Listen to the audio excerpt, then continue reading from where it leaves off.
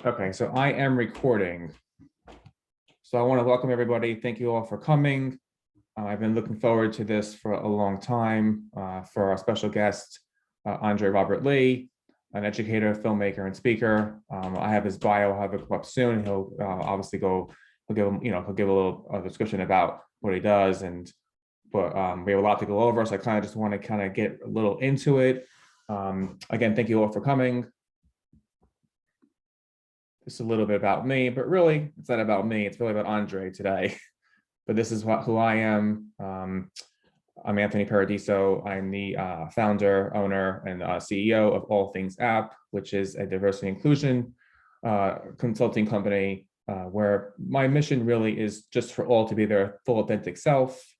Again, my logo is and my information is all in there. I'm a pretty open book. And you can read more about me if you want on my website, which is www.allthingzap, AllThingzAP.com. My tag on Twitter, my tag on Twitter and Instagram is AllThingzAP. Again, AllThingzAP.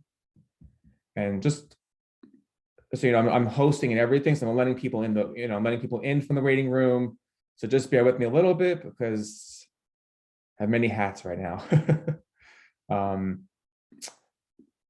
there's a little bit more about me. I like to give some things, some of these pictures. There's my dog, there's my husband, Vincent, my nephew and niece. I'm a part of the LGBTQ community, so that's very important for me, my parents. And then just a little bit about me, raised in a working class family, husband, uncle, first generation college grad. I'm a gay cisgender male, a influencer, blogger. I do have a slight speech impediment. I love to travel with my husband. And we're traveling, well, when we can travel. Right now, we're kind of just staying around the States, but hopefully next year, I'm looking forward to going to Italy. Hopefully that goes well. It's my first time. I've never been there, so I'm looking forward to going there. And then I'm also a certified HR professional. So this is André Robert Lee. You can see him down there, or I'm not sure where he is on your screen, but he's somewhere. And this is his picture, and this is his bio. And we're going to get into really going to get into what he does and what he has done. Actually, just in 1 second. But I just wanted you to have that, and all his information and contact will be at the end. Also during, if you could put it in the chat box, whichever you want to do. But all the information and anything you want to reach out to him or contact, it'll be towards the end. I also just wanted to recognize today's International Transgender Day of Visibility. So I just wanted to recognize that. It's very important. So I just wanted to quickly just recognize that today is International Transgender Day of Visibility. It's more important than ever that we all can be our full authentic selves, and this day just shows that. I also just wanted to quickly point out too, we are in solidarity with the Asian American and Pacific Islander community.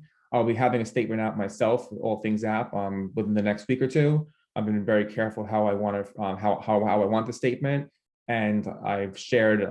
Not sure if everyone here personally, but it's more than just a statement. The statement is obviously important, but we have to commit to action. So again, statement is important, but then committing to that action is also equally essential. So I hope organizations follow through with that.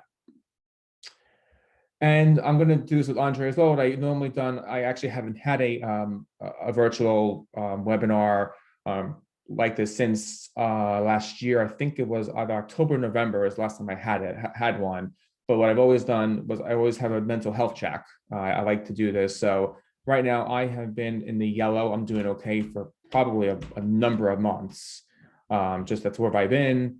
Andre, how about you? Where are you right now? I would say I'm in the yellow also. I definitely am in the I'm doing okay. The brighter the yellow, or I guess orange is yellow. It's good, yeah. I was in the orange for a while when COVID actually started. For whatever reason, I guess I had a lot of support, but I still do. I have tons of support, and I'm very thankful for that. But I've been in the yellow, just like you, I've been a pretty long time. And so I want to go right into it. So Andre, in here you can tell he does a lot. Andre and I have known each other for guess maybe 4 or 5 years now. I met Andre, if I'm not wrong, we met in the San Francisco SHRM Diversity Inclusion Conference, where he works for Point May Learning. And we're going to get into a little bit of that a little bit too. But Andre, if you can, maybe you want to just tell us a little about you, maybe a little bit about this part right here, and then we're going to go forward with other stuff as well. Yeah, thank you so much, Anthony, for having me. And I actually wanted to start, and I was going to acknowledge and talk about when we first met. So I do remember that. And then I remember having a really intense conversation with you. When it comes to building out this work, it takes time and patience to understand what your mission is and to find a way forward with your mission. This is not work that you can often tie up with a neat bow and be done like, oh, I did it, check the box, I'm over. It takes a lot of patience. It takes a lot of practice, it takes a lot of falling down and getting back up, making mistakes, learning from them, and moving forward. And some of our first conversations were actually really helpful because it was the very beginning. We were trying to find ways to expand our work out, to have more people. I remember talking to you as a consultant, and I feel like you were at sort of like I was at the beginning of this career. We were doing the work, but we're trying to define what did it mean to have this as a career. So it's exciting to see and witness how far you've come. You even have AllThingzAP. You're just like, I want to do more. And I was like, so do I. So we got to collaborate. So it's exciting to be here. Yeah, I'm right now, I still make movies. Filmmaking is my main thing. I give keynotes. I'm a consultant, a writer, an educator. All those are very important to me because I think they all go hand in hand. When I first began having interest in making films, and trying to make a difference, I wasn't quite sure. I, like Anthony, was the first in my family to go to college, probably the fourth in my entire family. My father had 9 siblings. My mother had 2. And we just were folks that migrated from the South to the North. And college was not on the radar. And so I was a third or fourth person in the family to go off to college. And I thought, I'm a Black man with an education. It's my responsibility to get a job that contributes to society. And I thought film was an empty, meaningless world and teaching was more important. So I went and got my master's in education, and I taught in New York City for a while in East Harlem. And then I had a moment realizing that film was actually education also. So I use my films as a tool to bring folks into conversation and dialogue, really help them think about how do we show up. I like to bring emotion to the table. Maya Angelou said it best: when people feel something, they remember what you said to them a little bit more. And so I try and roll that into my films and projects. And I will go anywhere where anyone will have me to engage in a conversation. I'm not someone that comes in and does analyzing and gives stats and does a audit of a company or a group. I really am in the like, let's sit down, let's have a conversation, let's hash out what the hard issues are, and let's see if we can get further along with them. I use my tools for that. Yeah. Like I've been saying this a while, and that like having those uncomfortable conversations or learning to have those, being uncomfortable or learning to be uncomfortable with the uncomfortable. Yeah, I'm the same way. I'm like you. I like the hands-on approach with education and all that. So thank you. And everyone, just Andre's great. I highly recommend connecting. We're going to go through here with some videos because as Andre mentioned, he is a filmmaker. So I wanted to make sure that I put that in part of this so you could see the videos that he's made. I may have to stop some of them in the middle because it's of time constraints. But by all means, you can definitely Google it. They're all over the place. So I'm going to go right into the first. I believe this was your first film, right, Andre? Or yes, one of them. So you directed and produced. And I'm going to be honest. I actually feel uncomfortable saying the word Negro. I don't use the word at all. So I feel uncomfortable actually myself saying it, but that is a name. So it's the prep school Negro. And I guess that's maybe a question I should ask. How should I, as a white person, feel? Well, I guess you can't tell how I feel, but how does it feel using that word? Yeah, or hearing the word?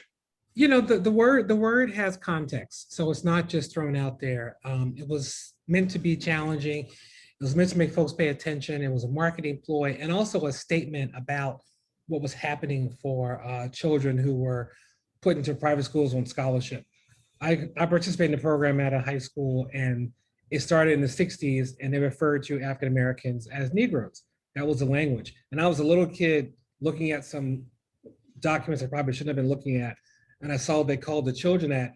Prep school was a new word for me, and Negro was a new word for me in that sense. So I put the two together and kind of jokingly used it. So in terms of how one should feel, I believe that what you just did is exactly how I believe folks should approach the conversation. You know, be vulnerable, talk about how you're feeling when it comes to the word, and you know, use it or not. You know, I'm not advocating for the return of African Americans to be called that. Yeah. I'm just making historical context and trying to share that with the community and have a dialogue around it. Thank you. I'm going to actually play it. I'm going to play it right now. It's about 2 minutes and 36 seconds. This I'll play the whole clip, and we'll go talk right afterwards. You cannot show up to AP classes, AP English, and be like, yo, what up? When I first started going to school, so they wanted to touch my hair. I definitely was the almanac for white people about Black people. We're coming from a family of doctors and lawyers. We're coming from, you know, a family that's working 3 jobs just to get food on the table. Why are we using the term Negro? When I first started doing research around the topic, Yes. and looking through the paperwork, and they were talking about placing the Negroes in these schools, and I was like, they called us that? My mother and my grandmother and my aunt all worked in a factory. The man who owned the factory, his son was in my class. I'm André Robert Lee. I grew up in the ghettos of Philadelphia. People always told me I got a golden ticket. When I was 14, I got a scholarship to attend a prestigious private prep school. As soon as I set foot in the school, I started to go in a separate direction from my family. And now, 20 years later, I'm trying to figure out what it all means.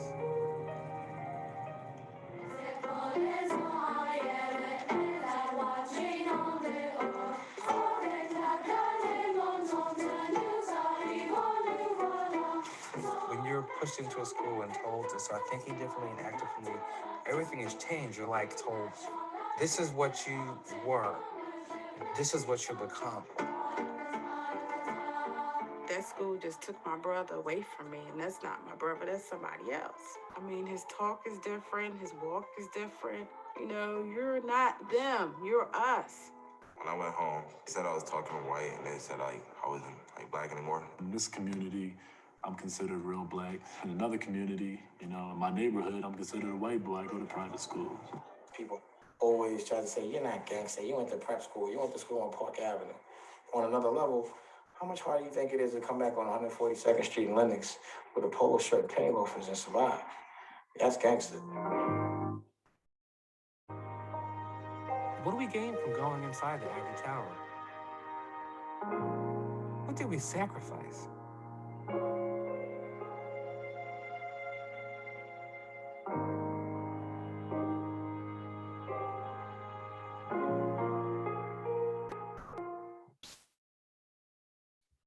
So very powerful.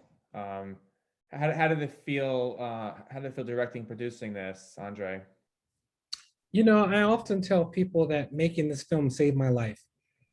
It was a very cathartic experience. It was a very important experience. And I really wanted my family to understand what it was like to go to a school like that and to leave behind a community. And what I've learned actually afterwards is that it did so much more than I ever imagined. I've met so many people who've connected with it, related to it in ways that I never, ever, ever imagined. I'll finish by telling this quick anecdote that I think about. I was at a school in California, and we screened the film, and the 70, I imagine she's in her 70s-year-old white woman fell in my arms weeping. And I was kind of like, there, because I was thinking, what did you get out of the Prep School Negro? And that's when I realized that the art was much more powerful than I had imagined. And it helped people find a way to verbalize their internal dialogue and communicate.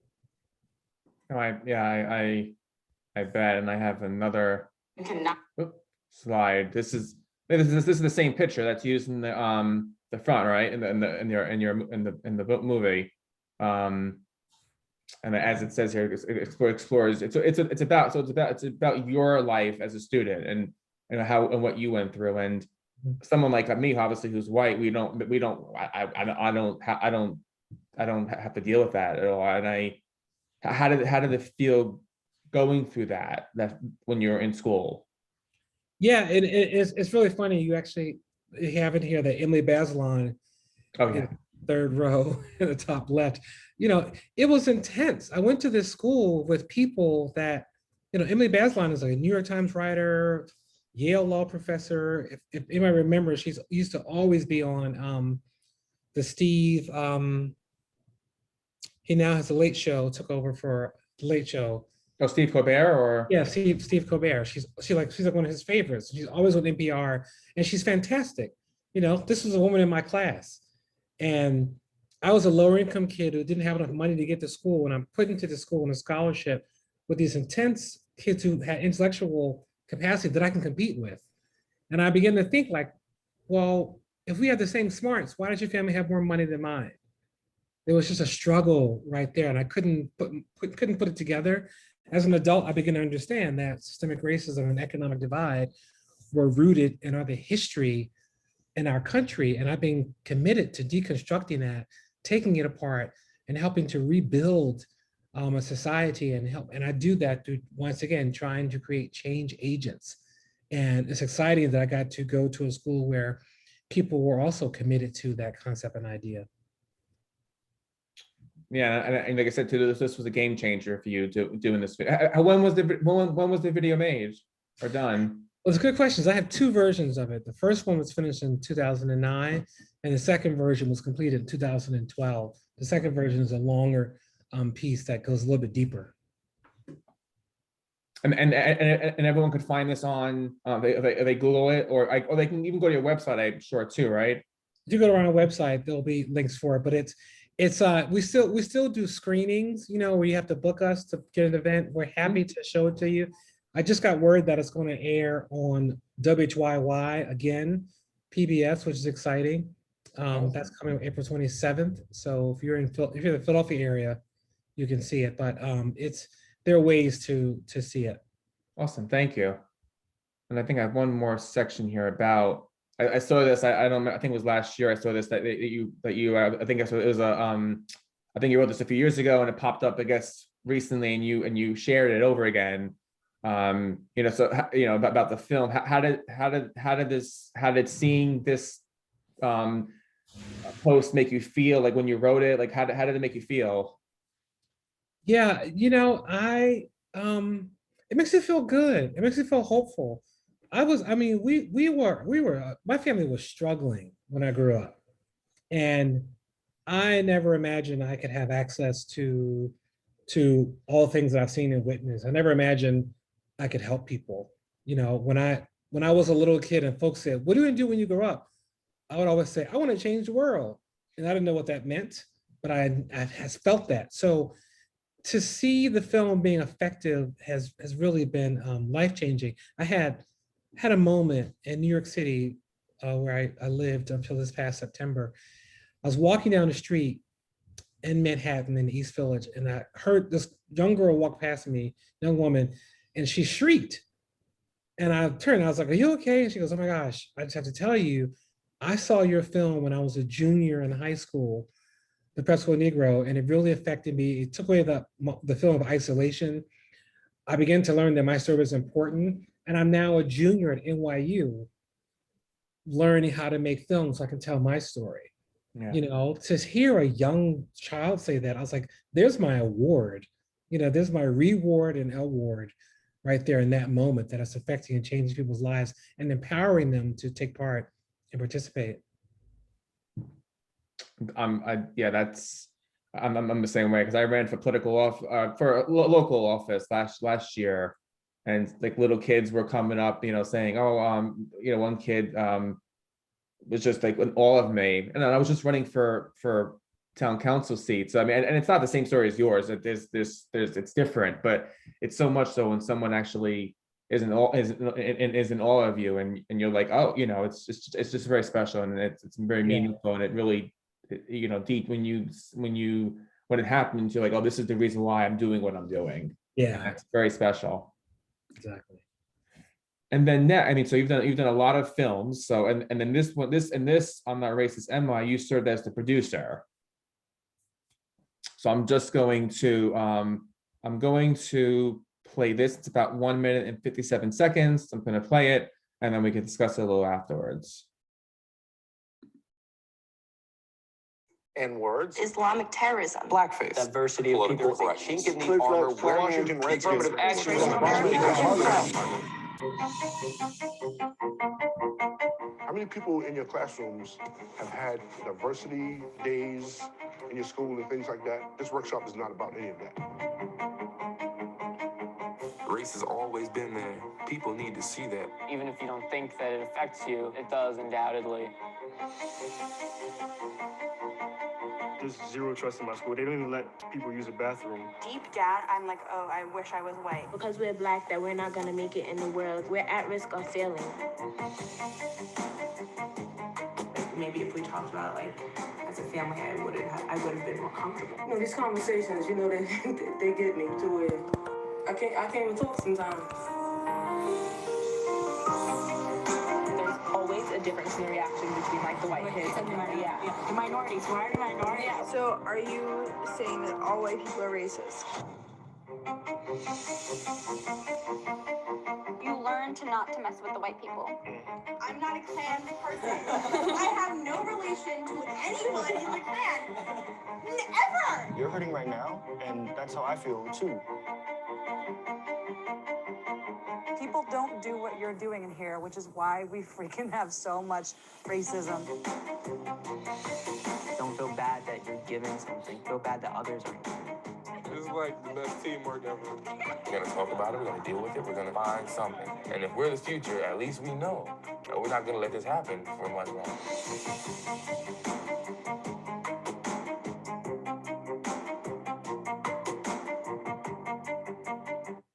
So I cannot express enough, because actually I watched this and this will go into our next slide. So André also works for Point Main Learning, and he'll go over that a little bit. Where I actually consulted with him, and they had me watch this as a training. It was, I think, like 7 modules, and it involves the whole video. And then it also connects it. They also not just watch the video, but there's also modules that Point Main Learning have also made. So I definitely recommend.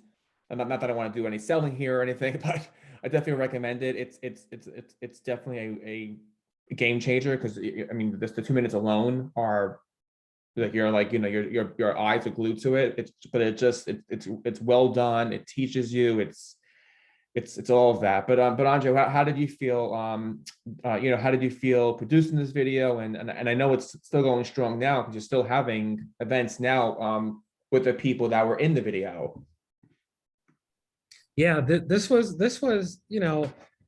I had someone say when they watched this is a perfect follow-up to the Prep School Negro, and we were nervous when we made this. We thought, the title came from the children saying it again and again. Wait, am I racist? Because the whole project was all about deconstructing racism. And we found the children just saying it again and again. And we also found them struggling to define racism. So it turned out to be really exciting to make this film, a little scary. We finished it, we thought, well, who's gonna watch it and what'll happen? Is it just for children?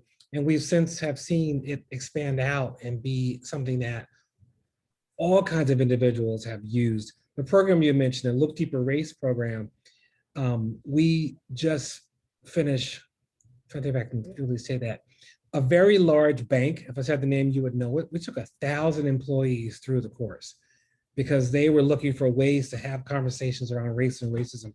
And I think that, especially after what happened a little over a year ago in America, where folks woke up and some folks were surprised by the amount of racism and inequity and lack of justice there is, folks were looking for a way to have the conversation.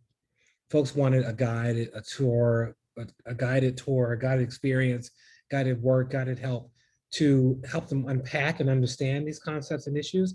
And the film does that in a really aggressive way. So I felt honored to be a part of it. Yeah, definitely. I mean, it's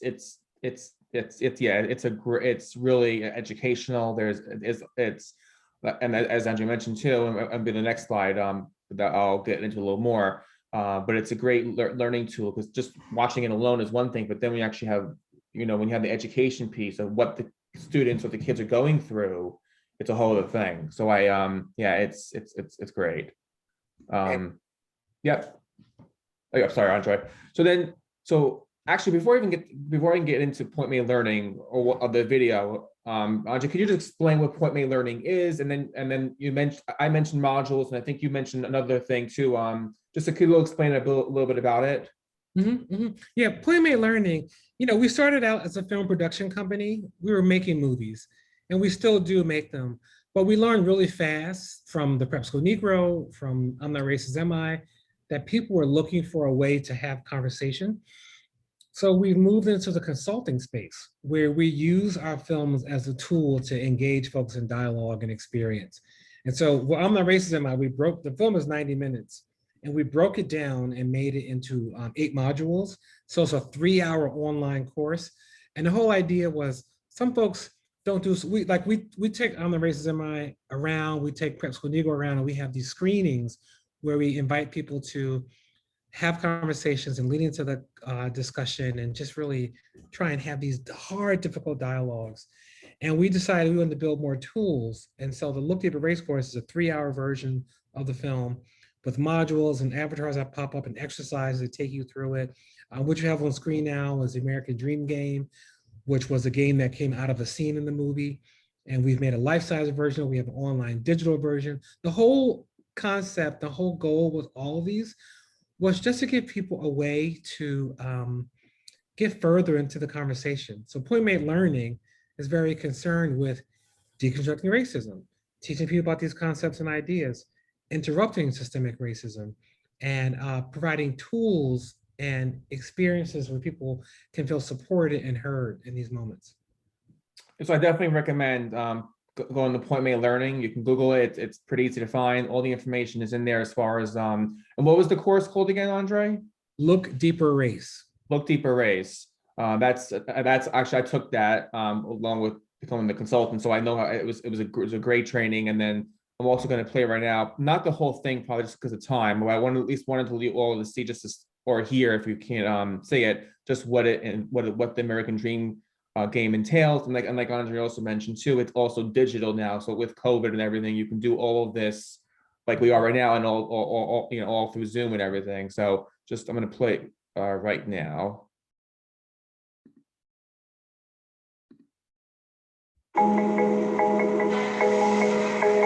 Today we're at Rhino Foods in Burlington, Vermont to play the American Dream experience.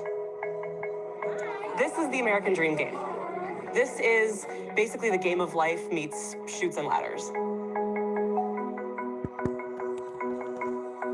I guess I'm going in a little feeling defensive. These are complicated topics to talk about.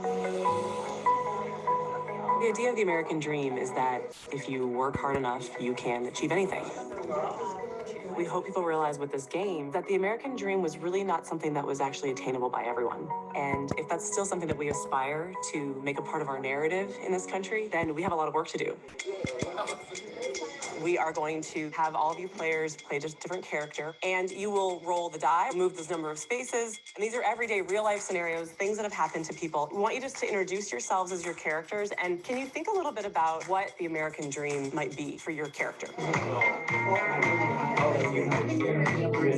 I am a transgender woman. I am white, but I'm Middle Eastern. I'm a Black woman. I'm an Asian woman. I'm a man. I'm white, upper income, so he's probably living the American dream. My American dream is to go back to college. Be accepted in society. Martha, can you please roll?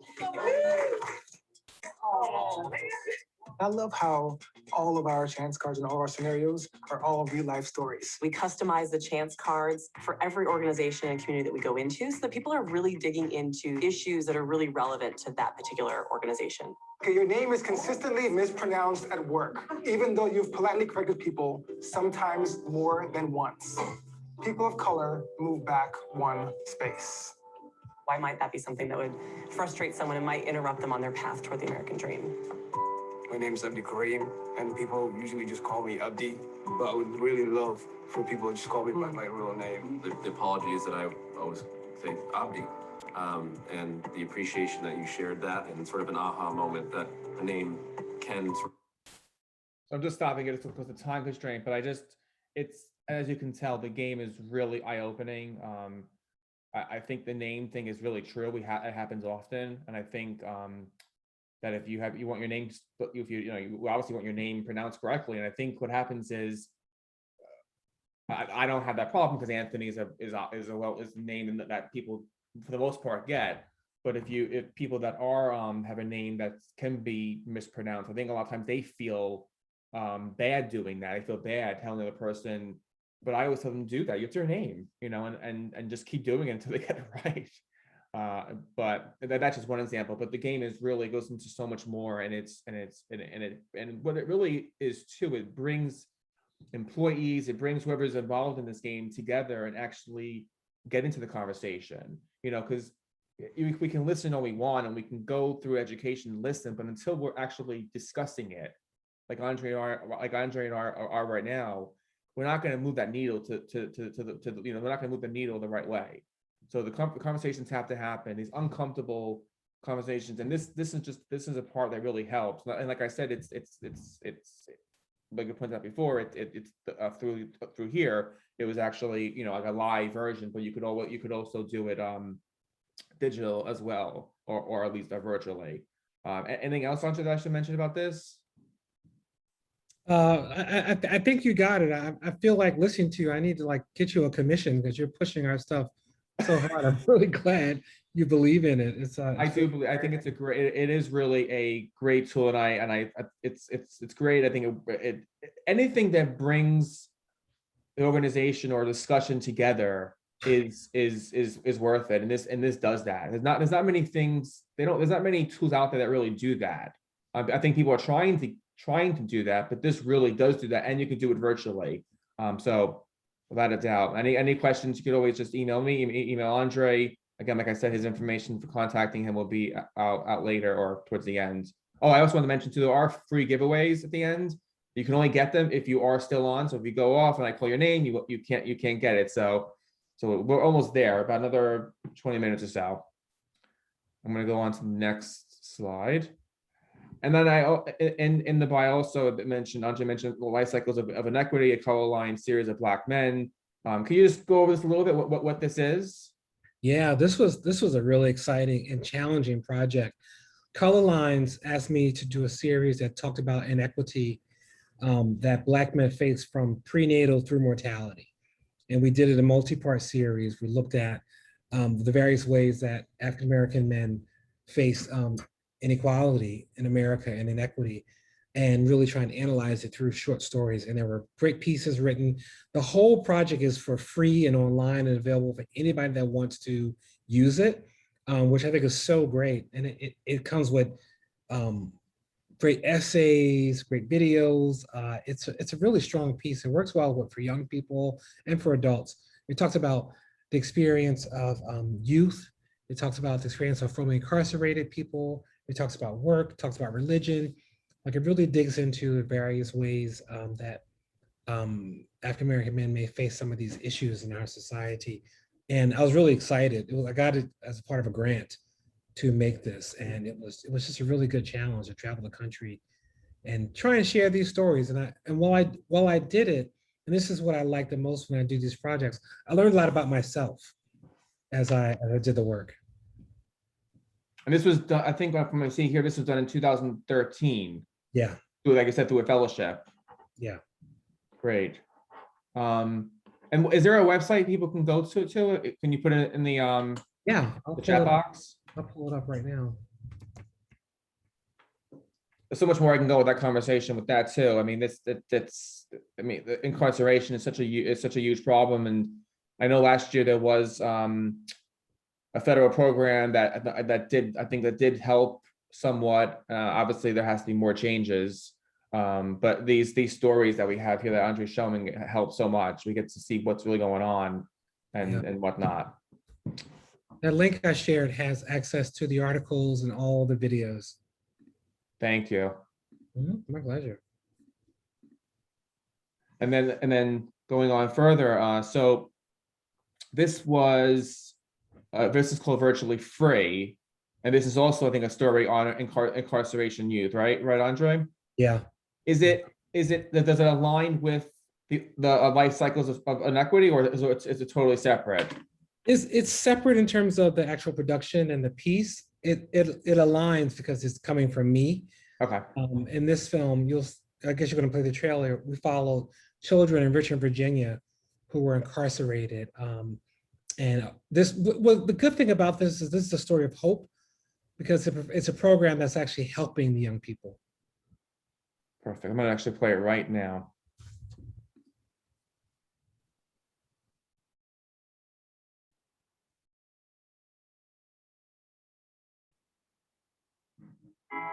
When it first started, I was a little nervous and I didn't want to do it. But now, a lot of people enjoy my stuff, and I appreciate that. In 2016, Virginia incarcerated 8,806 young people between the ages of 8 and 17 years old. These are our children, y'all. We're not the enemy.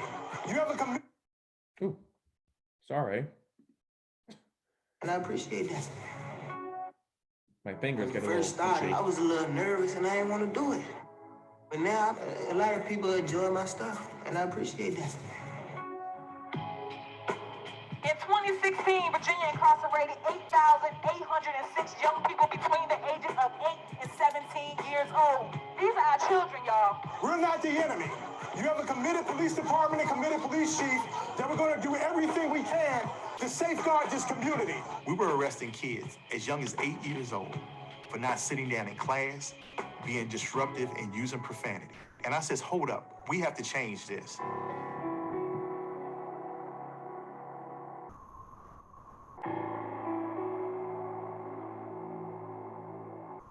These children, they're being transported from the detention center to be a part of the program, and they're here with us for a summer intensive. We amplify their voices and let them know that we are listening, the world will listen, we'll make sure they listen. So scream it as loud as you can. When people look at my criminal record, what do they see? That I came a long way from where I am now. When people look at my criminal record, what they don't see about me is how I live and who I am. Being my color and my skin, they always look for the bad in certain people. We use art as the Trojan horse where the voices, dreams, and demands of the youth are heard by those in power. I was aware of some of the troubles that the youth have, but I was unaware of how many are actually incarcerated and not getting the help that they deserve, really. I think it's important for more officers around the country to do a program like this.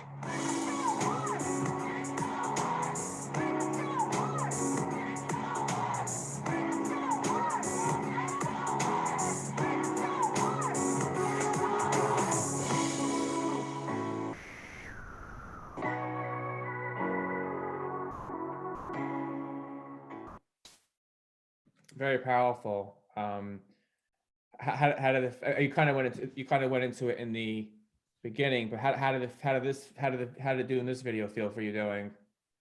You know, this was hard making this movie, because children should not be incarcerated. Children should not be in jail. Half of them needed like a good pop on the head from a grandmother. Like, baby, don't do that. And then told I love you, but not put in jail. And some of the, in the film, we don't talk about why the children were incarcerated, because the idea is we're talking about their life moving forward, not living in the past. And when I learned about some of the reasons, I was just, my heart was broken, because it's unfair. And I still work with a number of the young men, and their lives are forever changed. It's a lot to fix and heal those wounds when someone is in prison as a teenager. And we have a very large problem in America of numerous incarcerated children which is really problematic and upsetting. So Yeah, and this is exactly where white privilege would kick in, because I'm assuming that that most of the people that were in this video, I'm sure were people of color, is my assumption. yeah, so look, based on numbers and stats in America, that is what you find in our prison systems. Yes. And that's where I wish the white, and we can be all day here talking about white privilege, but this is where the conversations need to be had on what white privilege is, and for white people to understand what it is. I'm still learning a lot. I mean, I'm always trying to read about it, but it's true. It's out there. It's not a negative. I wasn't even going to go this route at all, but I'm watching the video. I mean, I mean, I couldn't not do it. I mean, it's real. It's out there. If someone says you have white privilege, does not mean anything that you didn't work hard. It is what it is. Exactly what it has in there. White privilege. I would not be in this. If I was in the same situation as people in this video, but I was being white, I would not have been to jail. And I think that's the main thing people have to realize. And then again, like I said, we could have this conversation all day long. Yeah. And just from reading it too, this won a best short documentary, if I'm not mistaken. Yeah, it's won a couple actually, which I'm pretty proud so of. I don't want to shortchange you then. So it's won a couple. With my films, when I make my films, I'm not thinking about festivals and awards. I'm thinking about, okay, how can I get in front of an audience and have a conversation and help them think about changing the world? I'm kind of a crazy filmmaker in that sense. Some of my producers are like, can we get some awards? But luckily this film with Shine Global, you can see in the background there, they are a fantastic production company and knew how to take it around and seek out some of the awards. And the film was received very well at a couple of film festivals, which is exciting. And it's still rolling and screening. We're doing a great event with Northeastern on next week, and it's great because it's free for the Boston community, and it's a school of public health. It's a theater and arts world, and it's a whole discussion of how public health, arts, and education can come together and have an effect. And one of the young men from the film, he's actually going to speak on a panel with us, which is great because he's getting work, which he needs. He's getting a chance to be exposed to people. Folks are hearing from the actual source, and it's not just me saying what's happened for people. It's a young man who can share his story. So it's I really have this so much special place in my heart. It was hard to make because seeing children incarcerated is difficult. You saw it firsthand. Yeah. And I could imagine just watching it alone. It was you could feel it, but filming it and actually seeing it and interviewing and all that, I could imagine it's tough. Yeah. But they're changing lives though, because by us seeing it, it will help future people. So no, it's tough, but I guess in a way it's worth it in the end. Yeah. And what I'll do, I can actually share with you, Anthony, the link for Wednesday once I get it. So okay, please. The community would like to see the film and take part. It's a free event. Thank you. I appreciate that. It'll be Wednesday afternoon from 12 to 1:30, I believe. All right. If you pass it over, and I'll put that in my newsletter also, so other people can go on as well if they want. Great, thank you. And then one of my favorite. This is what I really love with Andre. I mean, I love what everything Andre does, but this is something I really follow him. Is that he actually confronts the civil rights struggle. I obviously right now because of COVID. But I know in the past you have actually you've actually led groups or I guess tours, in the South. Can you maybe go a little more into that? And then the next slide, there's a film called Road to Justice, and we can kind of get into all that. But can you just kind of go over what you do and how you can, someone's interested in doing it and all that stuff? Mm-hmm. Yeah, this started out. I spoke at this high school in North Carolina, in Durham, North Carolina, and a friend of mine has brought me there, and they lead civil rights trips every year with the students from 6th, 7th, and 8th grade. And they needed a male chaperone one year. And I said, sure, and I went. And I was blown away by the intensity of traveling the South and learning the history. And so I've been doing that trip but sadly we're missing this year again. This would have been year 10, but we did it for 8 years straight. We're going to do a virtual version of it with the kids. It's incredible to see young people understand our American history. And I also do it with the Nation magazine, where we take adults on the trip. And these people are folks who are Nation magazine readers, so usually 65 and up. And the comparison of the two was always struck me. And so we decided to make a film where we would bring the experience, try and compare experience of middle school students and older adults. The middle school students that we took are primarily kids of color, and the adults are primarily white. And what happens when the both of them have this exact same trip? We did it 7 days, 8 days with the kids, turned around, did it 8 days with the adults, and filmed it all and carved the story together. And it was just incredible. It was so impactful in my life. And I think it's a really great symbol and reflection of the importance of understanding our American history. I think the history that we are given in our classrooms is what's the best word for it, is restructured, reconstructed, and not as honest, because we don't want to deal with that. And we really need, in order to have true reconciliation, we have to have acknowledgement of our true and honest history, which I think the world, I would say America right now, say the world is actually taking a deeper look at that right now.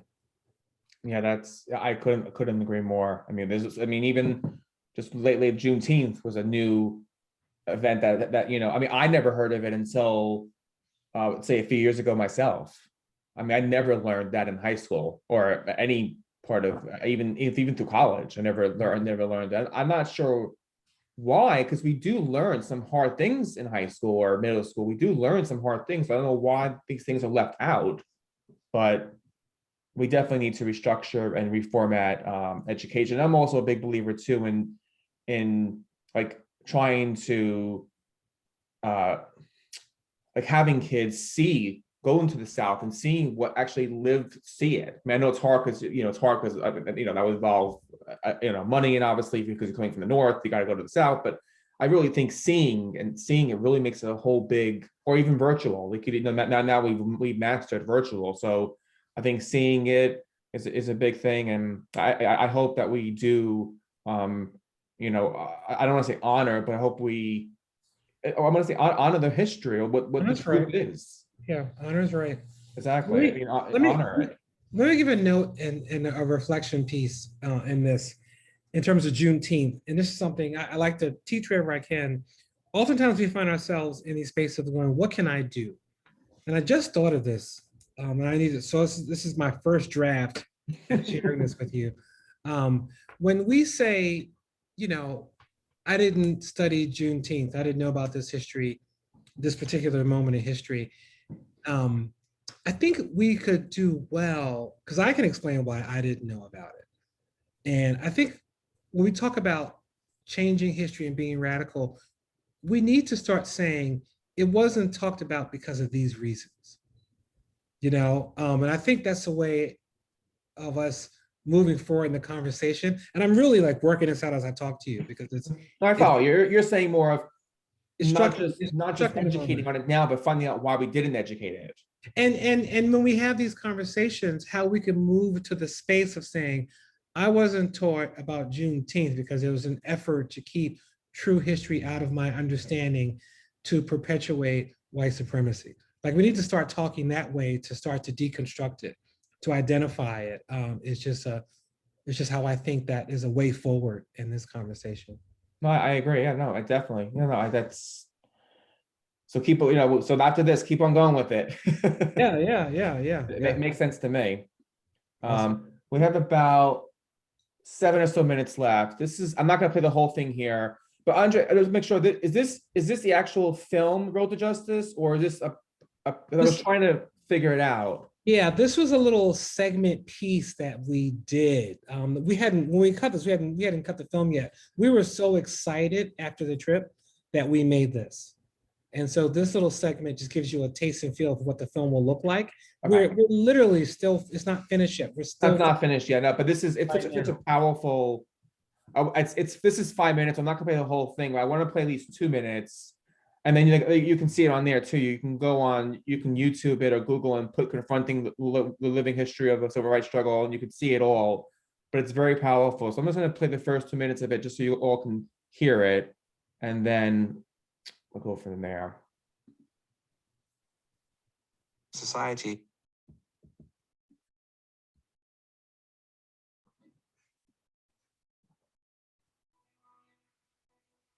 I grew up here in the Mississippi Delta. We all lived it with fear that somebody would come abduct us like they did Emmett Till. Every black person always lived it with fear because you never know when they're gonna come abduct you. This is our American story. This isn't Black history, this is history. Stop and think about why it is that you've never studied history at this level. What's happening in American society that keeps you from understanding?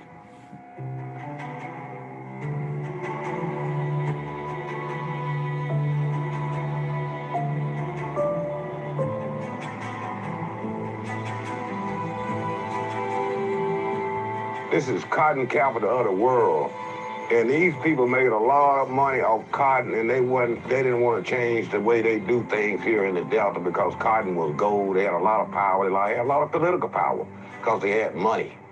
And this whole Mississippi Delta owned by 8 different people on the whole Mississippi Delta. Money would dictate it all. I was born on the plantation. Sharecropping is not slavery, but it's slavery. We work 50-50 for the boss man. But we always come out in the hole. We never could make a profit because he was keeping the books. If you get out of debt, you're free to leave. But if you owe me, you're not free to go, and not even your kids. My sisters and brothers, they snuck Chicago. My oldest brother came down and picked my sister up in 1967. And when he leave, he have to leave on Sunday evening like dark to get out the Delta, because they see you with an Illinois plate going north, they locking you up, buddy. This is the scale. 200 pounds. That's what that bag will be weighing. That's what you'll weigh it on. It's 200 pounds. And you didn't get too old nor young to pick cotton. This was the only place you could live if you was a black person, all the way from 1870. I wish I could play more. I would. It's and I see you there, April. Yeah, it's so definitely go. You can see it. It's 5 minutes and 20 seconds, and you can see it all. And when it comes out, I'll put it in my newsletter. How long do you think it'll be coming out, Andre? Any day now. Okay. I put in the chat now just a link to the article I wrote for The Nation, and the rest of that clip, so you can see that in that article. That'll take you there. But we're working with some teachers now to build a curriculum. We're working on a distribution plan. We're applying to film festivals to see what will happen with it. And it's 25 minutes because we want to keep it short to keep children engaged, and use as a tool for education and cooperation. So yeah, we any minute now. Yeah, no. This is really how, this is how kids, and this is how we learn. This is like the way to learn. I mean, yes, reading textbooks is important, but this is it. Yeah. I mean, it's so powerful, and as it goes on, it's so much, it even gets more powerful. You're doing such great work, and I want to thank you so much. It's really, I as a white person, I don't go through any of this. So seeing it on here, it makes me see what happened. I mean, and I can't put it into words, but it's very powerful, and I highly suggest everyone really going to it and using this down the road in education. Thank you for that, Anthony. And before you do a giveaway, I just want to say thank you so much for being persistent, because you've been chasing me and I've been so busy. And I'm really glad I did this, because it just feels very good to share this information and to learn also as I go. We had a moment, that way I've thought about my first step I shared with you. That was a breakthrough moment for me. There you go. This work is about that, constantly having breakthroughs and having patience with yourself. So thank you for inviting me. Oh no, and everyone stay on too, because I'm going to do the giveaway and I'm going to put Andre's information to contact him. And so let's see who's on. So Uncomfortable Conversations with a Black Man. I read this. It's an excellent book. I couldn't it was great. I highly recommend it. So let's see if the first person to have is Barry Rudner, who I think is on. So Barry, you actually have my email because we know each other, obviously. So just email me your address and I will send you a copy of that book. Will do. Thank you. No problem. Congratulations. Yes, great job tonight. What's that? A great job tonight with the Thank presentation. you for joining us. And the other book is White Fragility, which is another great book. I read this too. This is a great book. I think the person on, she left. But she was on though. It was Karen Bennett. She actually was on it. She left though. Anyway, let's see if LeRon Stevens is on. I don't see LeRon Stevens. If you're there, LeRon, I'm sorry if I'm pronouncing this wrong, but I don't see you. So you're gonna go. And then actually the next person is Judy. Ta-da! So Judy, just send me your actually, I think I have your address, but just in case, just email it to me again. So congratulations, Barry and Judy. I'll send this out to you. And just to go, because we're almost done here, actually, well, we are done, but I'm just gonna go. This is information to reach Andre. So Andre at AndreRobertLee.com. Instagram is autodictatism. And then Twitter is Andre Many Things. So that's how you can reach Andre. And it also has a website too. André Robert Lee is the website that has all the information that we also went over. I got a lot of my information from there. So it's all there. And again, and I'm sure Andre will also agree, just most important, be your authentic self. I couldn't say that anymore. This is my information to contact me at AllThingzAP.